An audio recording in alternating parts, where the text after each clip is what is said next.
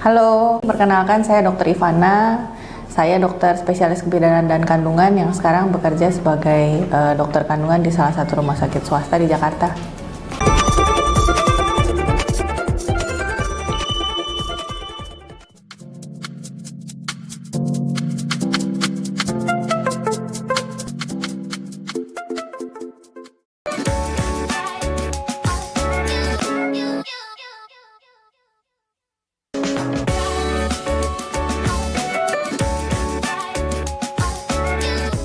Tentu saja, karena menikah itu tidak ada hubungannya dengan dia punya penyakit HIV atau tidak, dan memang sebuah hak asasi manusia untuk menikah.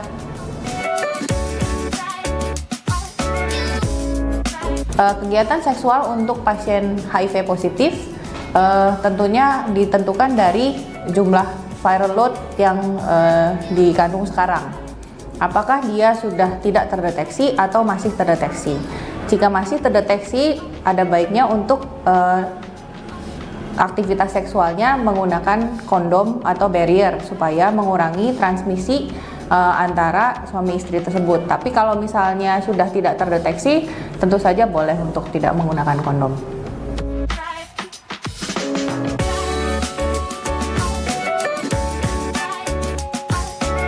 Kalau pasangan serodiscordant itu berarti salah satu pasangannya negatif HIV.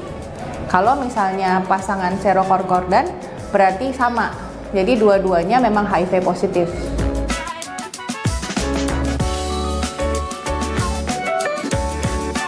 Tentu boleh, karena untuk serodiscordant sama syaratnya.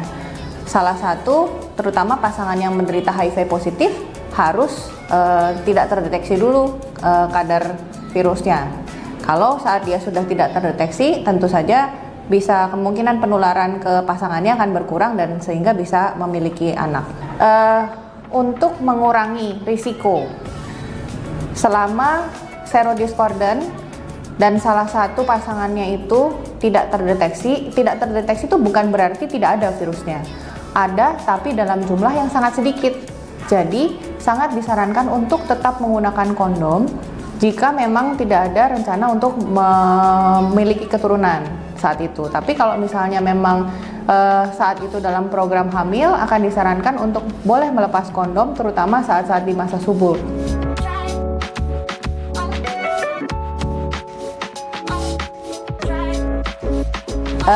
Yang ada, kita saat ini menggunakan program namanya program pencegahan penularan antara ibu ke anak.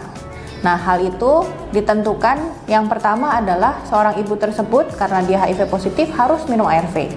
Dengan tujuan targetnya adalah dia tidak kadar virusnya harus tidak terdeteksi dulu saat dia mulai untuk program hamil. Begitu selama kehamilan ARV diteruskan. Kemudian selama persalinan nanti saat sebelum persalinan kita akan lihat dulu. Sebelum persalinan biasanya di 34 minggu kita atau 36 minggu kita akan periksa viral load lagi.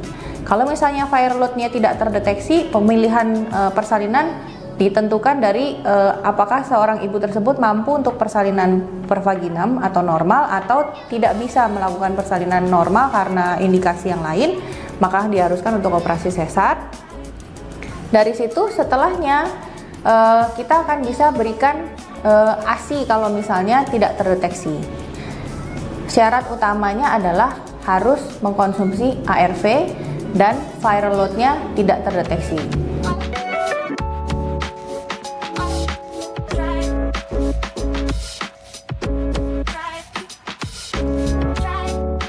Nomor 1, seorang ibu tersebut tidak boleh lepas dari ARV dengan target sampai dia tidak terdeteksi.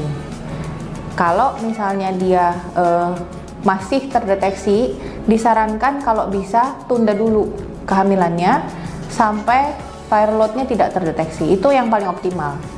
Tapi kalau dilalah kebetulan ternyata dia hamil, tapi viral load-nya masih terdeteksi, maka kita masih bisa untuk mengurangi kemungkinan nanti anaknya tertular dengan cara ARV tetap dilanjutkan, persalinannya kami bantu dengan operasi sesar, dan sementara tidak boleh memberikan ASI.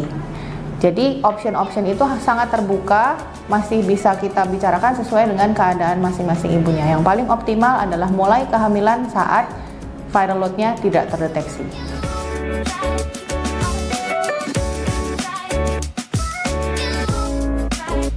Kalau serodiscordant, tadi kita mesti ingat bahwa tidak terdeteksi itu bukan berarti tidak ada virusnya. Dan terkadang kita perlu evaluasi terus kan, saat pengobatan ARV pun kita akan terus evaluasi apakah nanti akan diperiksa ulang lagi viral load-nya.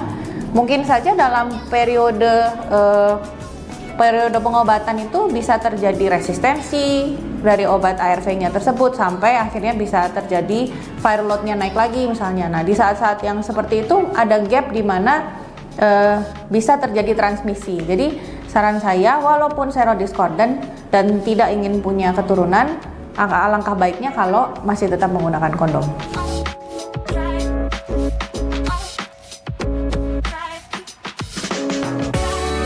Ibu hamil dengan HIV, persalinan itu sama aja antara persalinan pasien yang biasa dengan yang pasien HIV, cuma dua. Yang satu lewat vaginal, yang satu lagi lewat operasi sesar. Persyaratannya adalah nomor satu, harus ada data viral load. Kedua, harus ada data berapa lama dia sudah minum ARV. Yang pertama, viral load kalau tidak terdeteksi, seorang ibu tersebut bisa memilih boleh persalinan per vaginam, boleh persalinan seksual cesarea, tergantung kalau dua-duanya memungkinkan. Kalau misalnya ada indikasi dari kebidanannya tidak boleh melakukan persalinan tidak boleh melakukan persalinan per vaginam, maka ya dengan sendirinya akan operasi sesar. Kalau misalnya ARV-nya, nah ARV ini setidaknya harus 6 bulan. Kalau ARV-nya baru, kita kemungkinan besar viral load-nya masih terdeteksi. Jadi kalau ARV-nya kurang dari 6 bulan, pasti pilihannya operasinya sesar. Sama halnya dengan kalau si viral load-nya masih terdeteksi, sama kita pilihkan ke ibu untuk operasi sesar. Kenapa? Tujuannya kita untuk memproteksi bayinya supaya transmisinya berkurang untuk ke bayi gitu.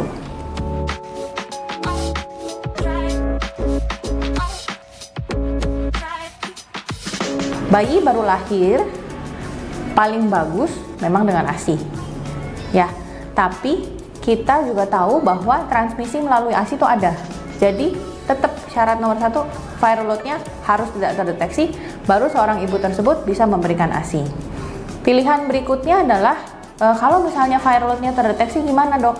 Ya dengan berat hati sementara seorang ibu tersebut untuk melindungi bayinya tidak diberikan ASI dulu.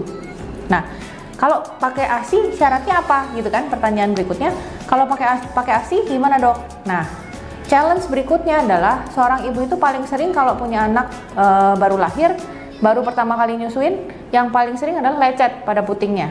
Kalau ada lecet boleh nyusuin nggak? Nah, begitu ada lecet, yang terjadi apa? Ada luka. Ada luka berarti ada darah yang keluar yang mungkin akan bisa tertransmisi ke bayinya. Nah, untuk saat sudah terjadi lecet pada puting tidak boleh menyusui lagi.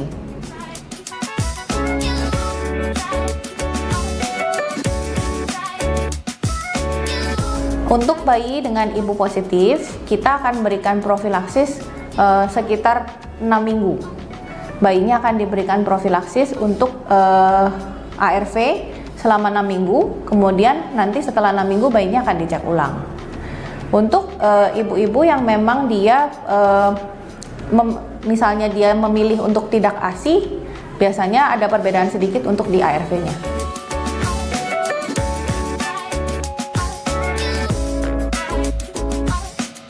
ARV tes pada bayi itu dilakukan 2 tahap. Yang pertama adalah di 6 minggu. Jadi setelah dilakukan pemberian ARV selama 6 minggu itu kita lakukan early infant detection. Setelah itu nanti akan dideteksi lagi sekitar 18 bulan kalau nggak salah ya. 18 bulan setelah persalinan.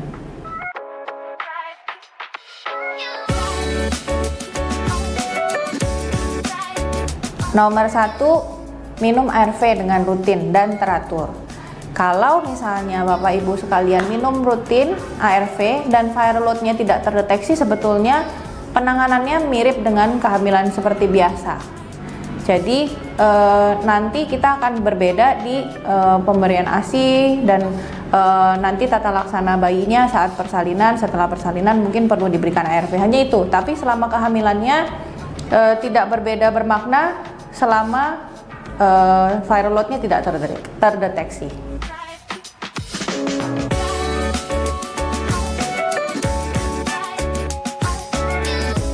Oh banyak banget. Kenapa? Karena kejadian selama ini saya bekerja di rumah sakit swasta dengan banyak pasien pasangan HIV positif. Kemungkinan keberhasilan seorang bayi tersebut tidak terdeteksi HIV selama seorang ibu tersebut minum ARV dan saat persalinan, kehamilan, bahkan persiapan persalinannya dalam keadaan viral load tidak terdeteksi, itu saya bisa bilang di atas 95% loh gitu. Jadi yang ada yang pernah positif hanya pada kasus-kasus seorang ibu yang tidak rutin minum ARV dan saat persalinan tersebut tidak pada saat persalinan viral load-nya tinggi sekali. Nah baru saat itu bayinya positif akhirnya.